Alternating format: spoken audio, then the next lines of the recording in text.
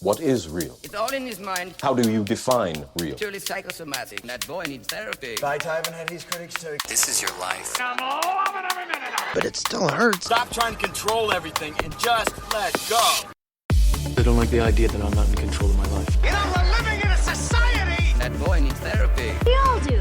You know what divine intervention is? It's your kids, Marty. What's really going to bake your noodle later on is... They didn't stop to think they should. What just happened here was a miracle. We all wear masks, metaphorically speaking. So what are you gonna do about it? You gotta grow up. But how? You have to let it all go to free your mind. I'm scared. That's a problem for future Homer. Man, I don't envy that guy. Hey everybody, Nick here. Welcome back to the Shedding Skin podcast. Nice to have you. I'm still working on episode 10 of Confessions of an Itchaholic, which is basically the first season of this podcast. So I thought I'd jump on and try something a little bit different. This is going to be a short episode, and I haven't written anything prior to recording this. I'm just going to speak. I've got a few things I want to talk about.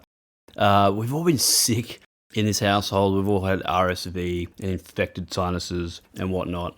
So that's delayed some of my creative output.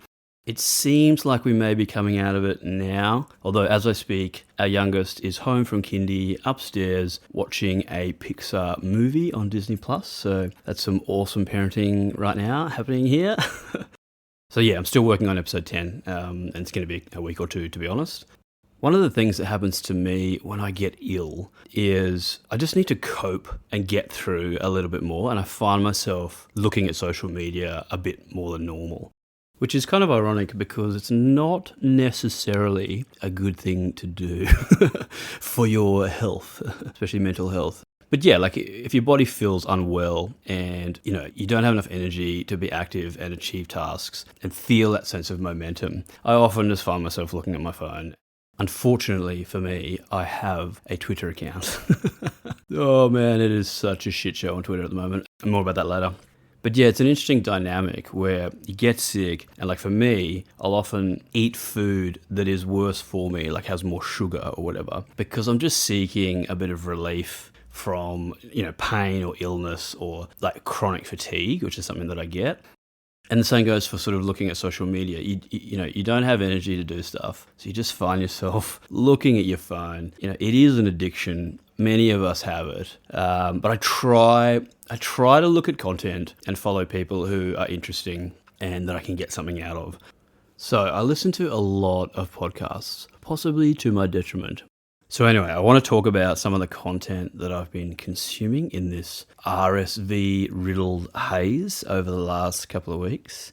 And the rough theme is going to be US election, tech industry, and also the tech industry's lurch to the right side of politics.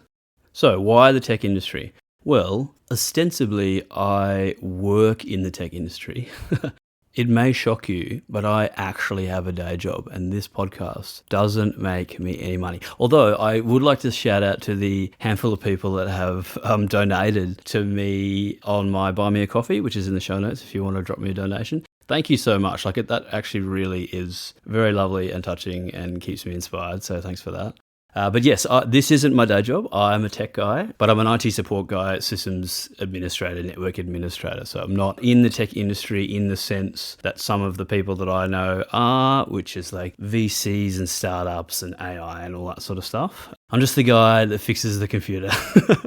Quite a crucial role. I sometimes consider myself, an IT consultant, but also just a plumber that had to get a university degree. Like I often go to my clients' sites and I end up crawling under desks and, getting stuffed in server cabinets and covered in dust and all sort of stuff. But, I love it. It's great fun. I love the physical aspect of my job, so that's good. But yeah, I'm interested in tech and I read a lot about it and I have for years. And yeah, there's quite a lot going on in the tech industry at the moment. And it does relate to the US election. So first up, there's a great two-part series podcast that I just listened to on the Search Engine podcast, and it's called Why Is It So Hard to Tax Billionaires?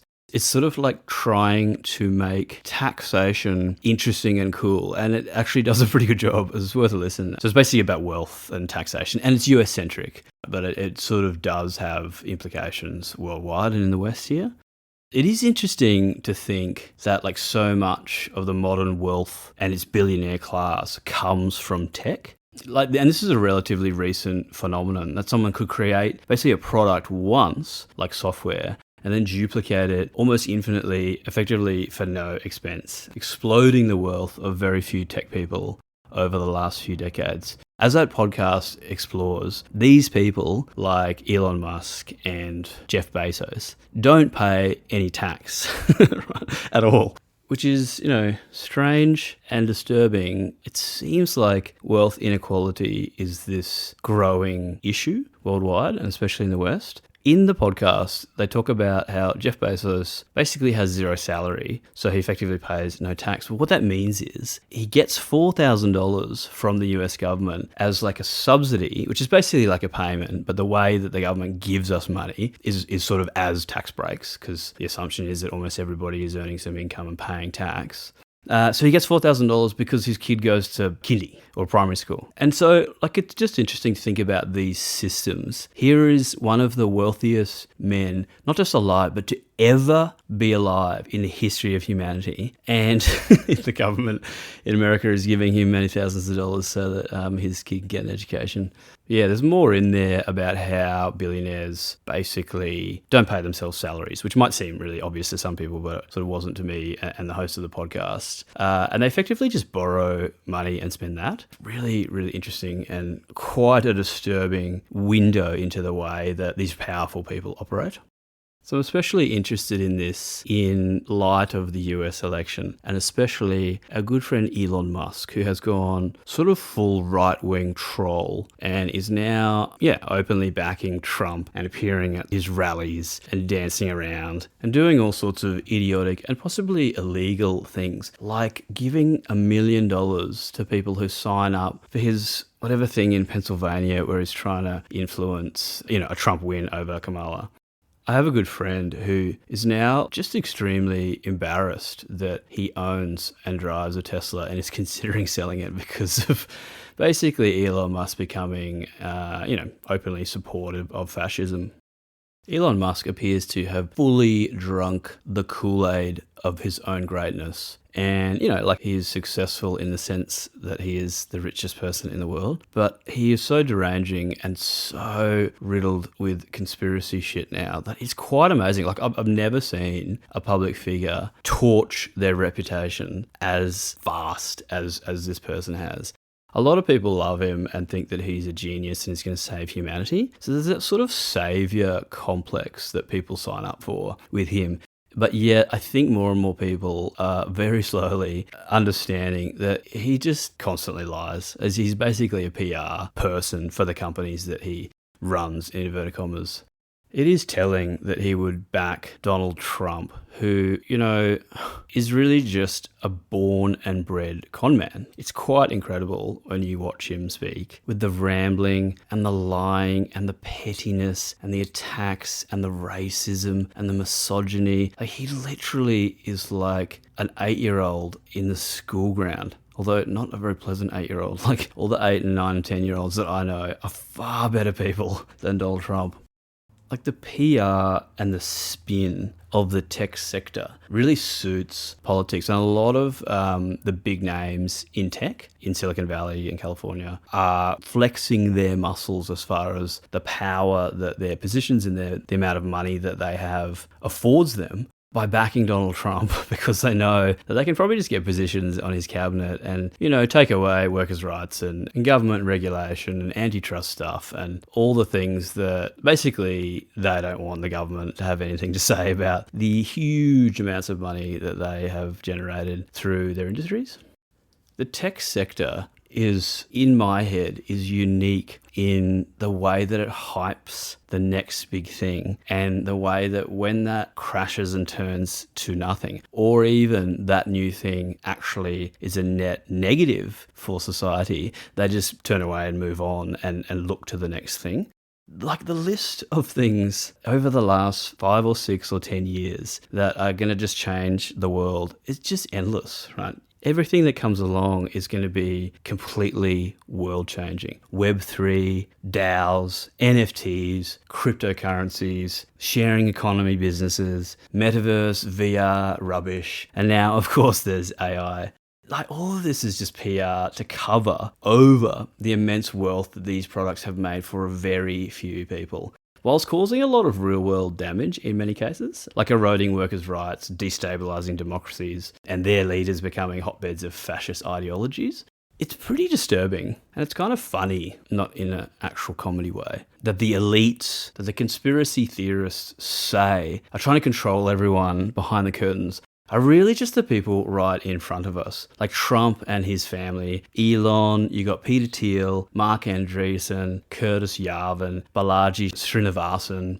If you don't know who these people are, more benefit to you, I guess, but you can look them up. There's many others. They're all pretty explicitly saying that they don't like the rules and want to be able to do what they think is best just for them. And good luck to everyone else. Basically, everyone else can get fucked. Like, they will happily erode the rights of normies like us, all the while being cheered on as saviors of humanity. Like, it's pretty fucking baffling time to be alive and to be looking at all this content. So some of the podcasts I've been listening to, Tim Miller hosts the Bulwark podcast, and it's awesome. He releases, I think, 2 or 3 episodes a week. He's pretty prolific. He is an ex-Republican. I think he was Jeb Bush's campaign manager, like back in the day. But he's basically never Trumper, and he pretty deeply dives into all the hypocrisy and the conspiracy theories and the bullshit from Trump and the Republican Party, and how it's completely been swallowed by this cult of personality of Donald Trump. So yeah, that's the Bulwark. It's really good. I recommend it. I've been enjoying the really great reporting and podcast by Paris Marx. I think he's a Canadian, but he basically, looks at the tech sector. His podcast is called Tech Won't Save Us. The most recent one was about like Mark Zuckerberg sort of rebranding himself as the golden boy now that Elon is pretty much hated by everybody. And in a matter of months, Zuckerberg has gone from this cringy, sort of hated person because he created Facebook, which is just an absolute piece of shit software that has just done so much damage to the world and everybody hates it, to be this new cool dude. But in the end, he's basically just leaning right like the rest of them. The latest culty thing that's happening in tech is AI. I use AI a little bit with my writing. I fiddle around with LLMs, which is the large language models of ChatGPT, which is owned by OpenAI. Google has one called Gemini too. But yeah, there's some good writing and research done by Ed Zitron, who has a podcast called Better Offline.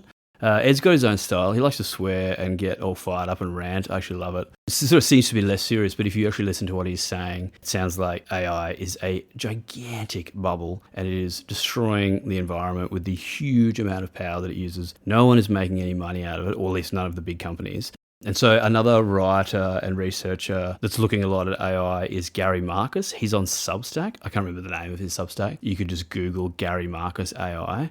A lot of his stuff is just basically pointing out that tech gurus and these tech leaders and these billionaires are often just saying this tech will save the world. A great example of this is Eric Schmidt, the former Google CEO, recently just said we should go full in on AI and not worry about the environmental consequences because we're screwed anyway, and there's a chance that AI will solve those problems by just being amazingly brilliant.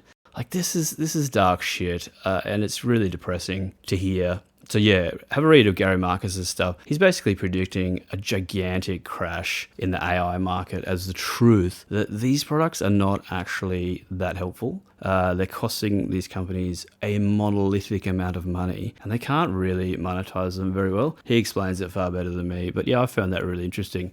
He may be wrong. It's hard to read across the spectrum on these things. Like, I'm interested in AI. I think it's cool and I like using it, and I've got friends who are running AI companies and all that sort of stuff. There's a possibility there of really interesting products, niche products, and I think in the future there will be some really great applications. But I open up WhatsApp on my phone and there's 2 or 3 places that I can use AI to do stuff, and I don't actually even know what I should be doing. Like, the average person doesn't really use this stuff and it doesn't seem to be that valuable. aside from the fact that it hallucinates a lot and gets a lot of stuff wrong. So yeah, I've kind of crossed a few threads there, but that's some of the stuff that I've been listening to. I feel very anxious about this election.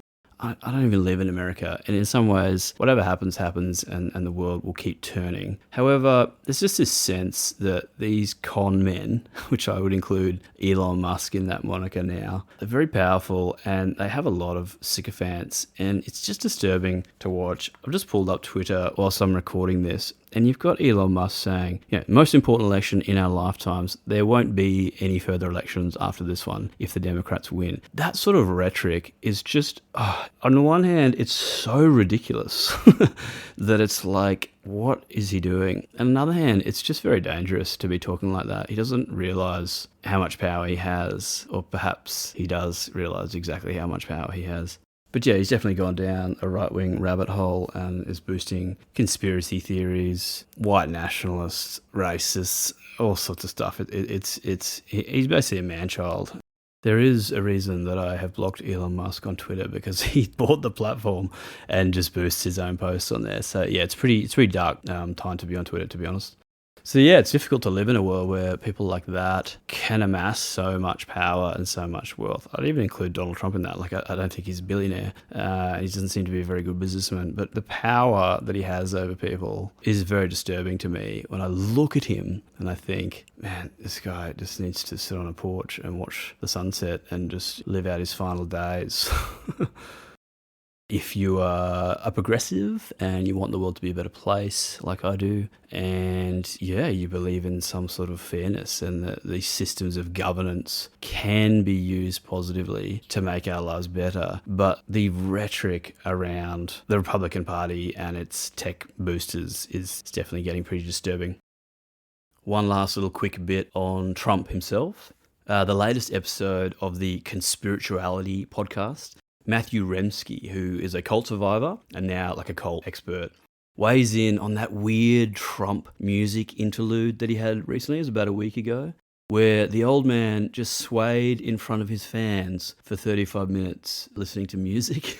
There is some gold in that episode about how just exhausting it must be to keep the illusion of his power alive to his followers, and how music is often used by cult leaders to inspire as the leader's energy fades as they get older. Anyway, the circus rolls on. Russia is just laughing it up that this guy even has a chance whilst Ukraine burns. I recently read a book by Anne Applebaum, who is a staff writer at The Atlantic. It's called Autocracy, Inc., and she basically lists out what an autocratic leader's playbook would be and what that looks like across the world, and how those autocratic leaders basically copy each other and they support each other. Obviously, you've got Trump loving Putin and Kim Jong-un and this sort of stuff, and she goes into that. But if you don't want to do the whole book, I listened to it as an audiobook. It's really, really good. I recommend it.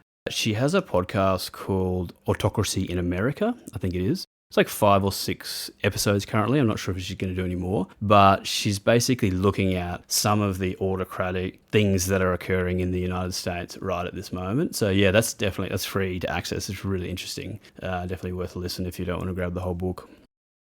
Yeah, so I think that's it. I just wanted to get some of that out. And the idea was to just do it a little bit quicker and a quick and dirty edit on it and send it out. So it's definitely not up to my usual production standards. But hopefully we'll all get well here. Yeah, my goal is to finish the season 1 soon, in the next couple of weeks. Hopefully have another couple of more interview episodes before the end of the year, before we start the crazy run into Christmas, which is always a pretty busy time. I hope you're all well and enjoyed listening to my mumblings. I will go and see how this Pixar movie is shaping up with the 5-year-old with the little cough on the couch. Give him a cuddle. The parenting tasks roll forward endlessly, and it is challenging but amazing. And at the very least, I'm thankful for catching viruses from kindy so that I can hoover up this incredible content and then briefly share it with you on this podcast. So you don't have to listen to it if you don't want to. You just listen to my summaries. Or maybe you could summarize it in ChatGPT. We don't actually want to absorb the content. We can just chuck it into an AI and it can give us one sentence, and it'll be something like, Elon's a dick, Trump's a traumatized narcissist. Ignore Andreessen's The Techno-Optimist Manifesto. Avoid Balaji Srinivasan's crypto-fascist bullshit. Well, if ChatGPT gave me those summaries, there would be a positive use case for these LLMs. Okay, enough of that. I'm wrapping up. And of course, I'll drop in the show notes all the links to all the podcasts and writers and content that I talk about so you can check it out if you're interested. Thanks for listening, and I'll catch you all soon.